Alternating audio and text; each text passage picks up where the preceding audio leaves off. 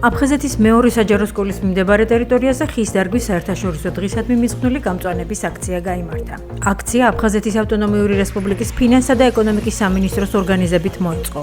მისი მიზანი დევნილი მოსახლეობის ეკოცნობიერების ამაღლება და ეფექტური სასწავლო პროცესის წარმართისთვის საჭირო გარემოს შექმნა იყო.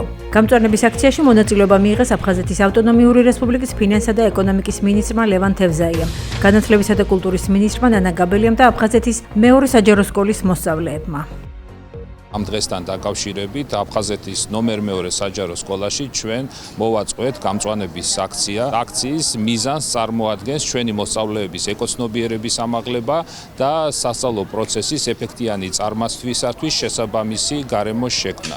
ჩვენი სამინისტრო მომავალშიც აქტიურად გააგრძელებს გარემოს დაცვის მიმართულებით სხვადასხვა აქტივობებს. ვფიქრობ, რომ ნამდვილად ღირს ეს ყველაფერი იმისთვის, რომ ჩვენს ბავშვებს გაუჩინოთ ნამდვილი ემოციები და ამ პროცესში იყვნენ მაქსიმალურად ჩართულები. მე მინდა მადლობა გადავუხადო პროექტის ორგანიზატორს, ფინანსთა და ეკონომიკის სამინისტროს და ვუსურვო მათ წარმატება ყველა იმ პროექტში, რომელსაც ისინი ახორციელებენ. ჩვენი მხრიდან მზად ვართ, რომ აქტიურად მივიღოთ მასში მონაწილეობა.